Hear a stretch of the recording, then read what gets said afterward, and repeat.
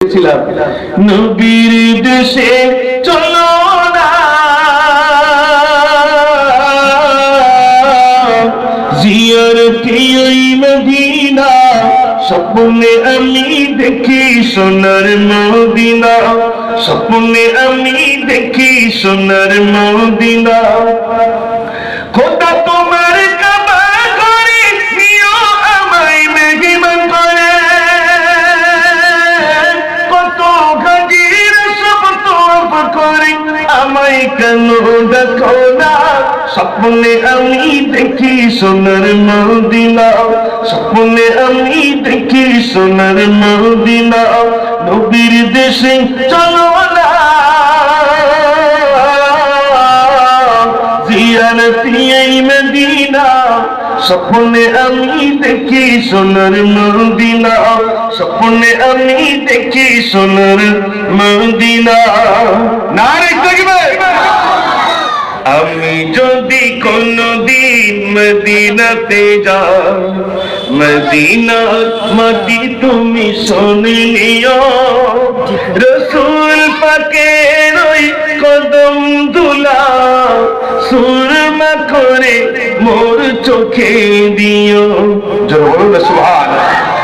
আর একটা গজল, এতে তো সব মনে থাকে না ভাই, এই নতুন আবার একটু লিখতে হচ্ছে, আর সব হয়তো হুজুর তার নতুন বেরোবে না, সে ওই জ্বালায় নতুন গজল যদি না বলি তাতে আবার যুবকরা বলে হচ্ছে না, সেটা নতুন বেরোলো না। এই জন্য এবছর ইনশাল্লাহ আবার কিছু গজল লিখছি। একটা রেকর্ডিং করতে গেলে সারা রাত, আপনার বলে সে আবার কি রেকর্ডিং, আপনার না গেলে বলতে যাবে না, আর আমি বুঝতেও পারবো না।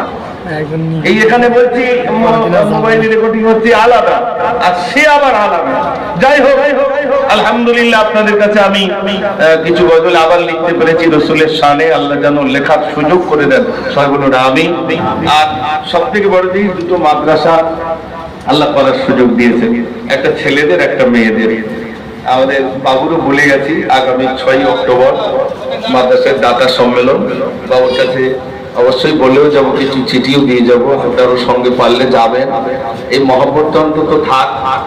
প্রায় ছেলেদের মাদ্রাসায় 100-র অধিক ছাত্র, মেয়েদেরটা এরকম 50, এরকম ভাবে আল্লাহ চালিয়ে দিয়ে যাচ্ছে ভাই। আমি গ্রামে বলেছি আমি দুটো জিনিস আপনাদের জন্য রেখে যাবো আমি মরার পরে, একটা ছেলেদের শিক্ষাঙ্গন, একটা মেয়েদের শিক্ষাঙ্গন। আমি মরে গেলে এই দুটো ভাগ হবে না, এ থেকে আপনারা অন্তত নিজেদের ছেলেদের, বাইরের ছেলেরা মেয়েরা এ থেকে শিক্ষা পাবে ইনশাআল্লাহ। এইটাই হলো আমার জীবনের মূল।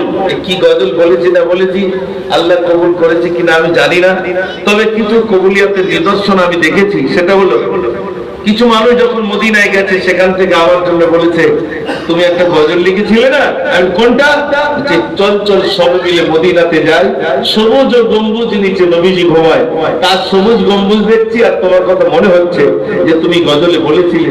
তাই বললাম আমার জন্য একটু দোয়া করেন, আল্লাহ যেন আমার রাসূলের রওজা পাকে নিয়ে যান। আলহামদুলিল্লাহ, যে বছরে বলেছি পয়সা করি নেই, অথচ তার পরের বছরে আল্লাহ নিয়ে গেলেন। জীবনে এই গজলটা শুরু করেছিলাম 2007 সালে, আর 2008 সালে আল্লাহ নিয়ে যাচ্ছেন। গজলটা লিখেছিলাম, নবীর দেশে চলো না, জিয়ারতে ওই মদিনা, স্বপ্নে আমি দেখি সোনার মদিনা, স্বপ্নে আমি দেখি সোনার মদিনা। খোদা তোমার কাবা করে নিও আমায় মেহমান করে,